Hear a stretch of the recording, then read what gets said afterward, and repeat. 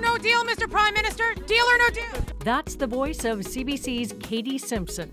For more than a year, she's doggedly reported on negotiations to replace NAFTA. This week, a deal was reached. It's an agreement that, when enacted, will be good for Canadian workers. For reporters, round-the-clock negotiations means round-the-clock coverage. We are not going to conduct our negotiation in public.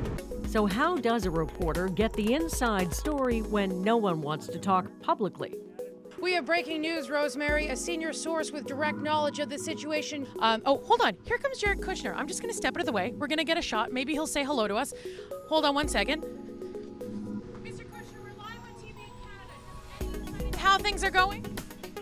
We stood there for 2 minutes, 2 full, awkward minutes before someone would let him in. One of those little moments that you stake out. We've reached Katie Simpson at the CBC's Parliamentary Bureau in Ottawa. So, Katie, we saw you standing in the heat of Washington in this summer in the, well, let's call it the cold of Ottawa toward the end of this. It's what we've seen you do virtually every day for the past year or so. What has it been like to cover this story? It becomes exhausting to a point when the foreign minister kept returning for NAFTA negotiations, and although she would stop and talk to us, and I don't want to discourage any politician from stopping and talking to reporters, but it was a lot of the same information because they're in a position where the talks are in a sensitive phase, and if she says something that that the Americans don't like, they watch very closely. So the Canadians have to be very careful in the words they choose, and so every day it was a bit of Groundhog Day, where we're standing in front of the same building, we're shouting questions, trying to get a sense of where talks are. What you don't see through the day, we update our network, we do a number of live hits throughout the day, but there's a pack of journalists there, and we've become friends. We know each other in Ottawa, or we know each other from Washington, and we're all very friendly. However, we are all fierce competitors. If you notice someone walking away from sort of the waiting area to take a phone call, you wonder, what do they have that I don't have? And it's sort of a day of calling people that are in the know and trying to get the sort of the most information about what is actually happening in the room that you can, that is reportable. And we heard Minister Freeland say we're not going to negotiate in the media. We hear this all the time whenever there's a sensitive conversation at work.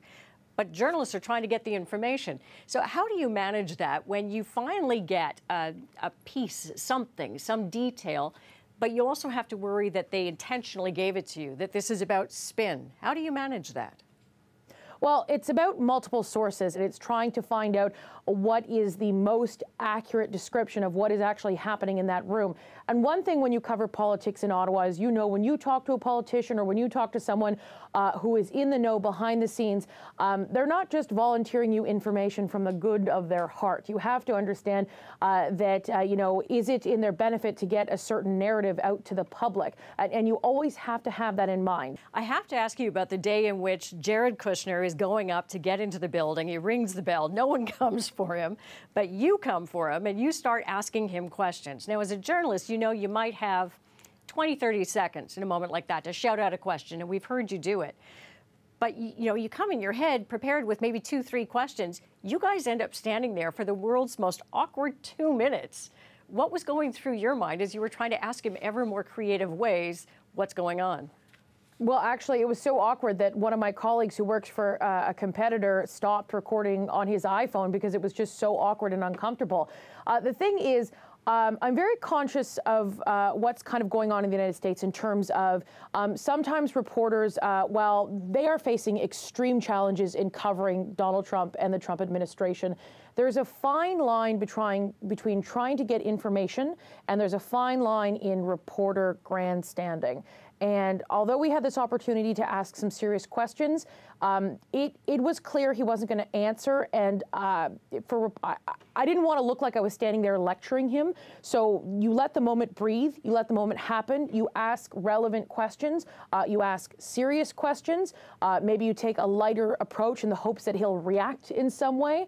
But for that awkward moment, instead of just firing question like we might do up on Parliament Hill, it was an awkward moment. It was a chance to try and see if he might engage with us. He hasn't engaged with reporters publicly in that same way. He tried, he didn't, and it just became a moment. one of the moments we'll remember. Thanks, Katie. Thanks.